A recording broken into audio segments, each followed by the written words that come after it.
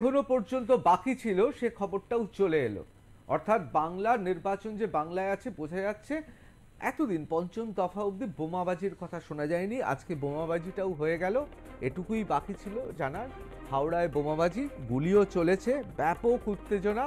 অর্থাৎ বাংলার চেনা ভোটের সন্ত্রাসের ছবিটা অনেকে বলছেন এবার দেখা গেল।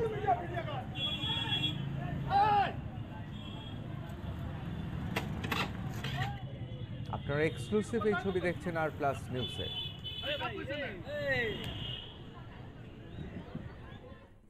আমার সহকর্মী আর প্লাস নিউজের প্রতিনিধি রণজিৎ রায় আমাদের সঙ্গে রয়েছে হাওড়া থেকে।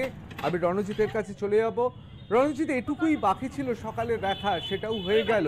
অবশেষে গুলি আর বোমা চললো। আনন্দের খবর না খুব দুঃখের খবর? জিতদা, প্রথমেই বলে রাখি, একদিকে যেমন বলা যেতে পারে এটা একেবারে দুঃখের খবর, পাশাপাশি সুখের খবর হচ্ছে প্রচন্ড বর্ষণে কিন্তু অনেক যারা ভোট দান করতে এসেছিল তারা কিন্তু অনেকটাই নিষ্কৃতি পেল, কারণ প্রচন্ড গরমে তাদের হাঁসফাঁস করছিল এবং দীর্ঘ লাইন।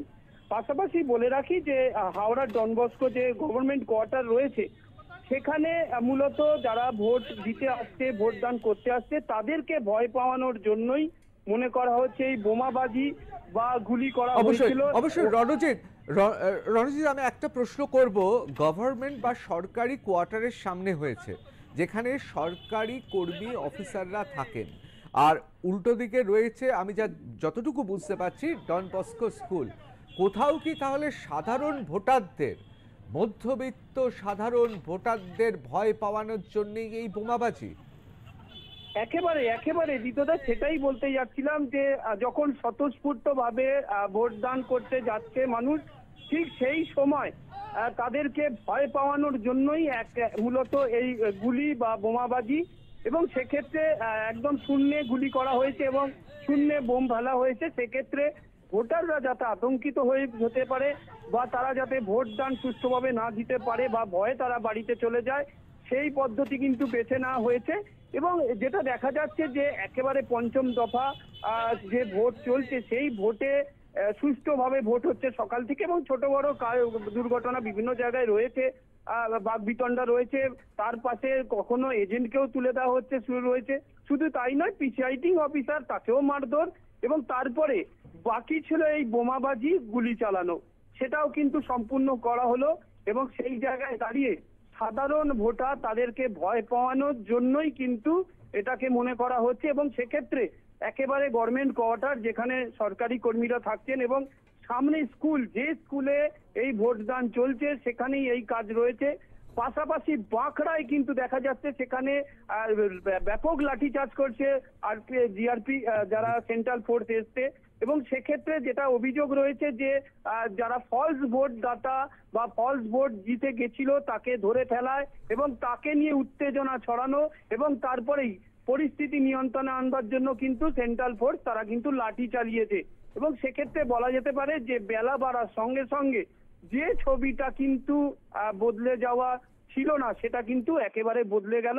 এবং সেক্ষেত্রে বৃষ্টিতে যখন গুটি গুটি পায়ে সাধারণ ভোটাররা যারা ভোট দিতে যাচ্ছে, সেই সময় তাদেরকে ভয় দেখিয়ে তাদেরকে আবারও বাড়িতে ঢুকিয়ে দেওয়ার একটা হুমকি দেওয়ার বিষয় খুঁজে পাওয়া গেল হাওড়াতে, এই ঘুষুরি, উত্তর হাওড়ার ঘুষুরি স্কুলেতেই।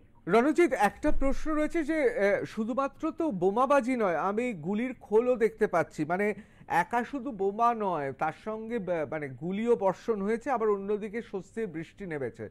সব মিলিয়ে এ, কাদের ভয় যে সরকারি কর্মীদের এই ভয় দেখানো, কাদের বিরুদ্ধে অভিযোগ যে সরকারি যারা কর্মী তারা ভোট দিলে কাদের এত অস্বস্তি?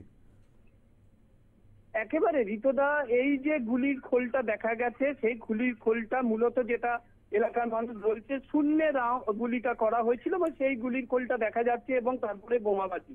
মূলত বলে রাখি যে যারা দুষ্কৃতী তারা কোনো দলের না বা তাদের কোনো ধর্ম বা জাত নেই, তারা কিন্তু সাধারণ মানুষ যারা ভোট দান দিতে যাচ্ছে। বা মূলত বলে রাখি যে যাদের ভোটাধিকার তারা দিতে যাচ্ছে এবং তাদের সেই ভোটাধিকার থেকে তাদেরকে বঞ্চিত করবার জন্য এই পরিকল্পনা একেবারে পরিষ্কার। কারণ স্বতঃস্ফূর্ত জানি গোটা দিন রণজিৎ তোমাকে ওখানে থাকতে হবে এবং ওখানে নির্বাচনটা কভার করতে হবে। আমি তোমায় শুধু একটাই কথা জিজ্ঞেস করব, কোথাও মনে হচ্ছে যে এই বোমাবাজি এবং গুলি বর্ষণের কারণ একটাই, যে সরকারি যারা ওখানকার কর্মী তারা যেন ভোট দিতে না আসেন, এটাই কি মনে হচ্ছে?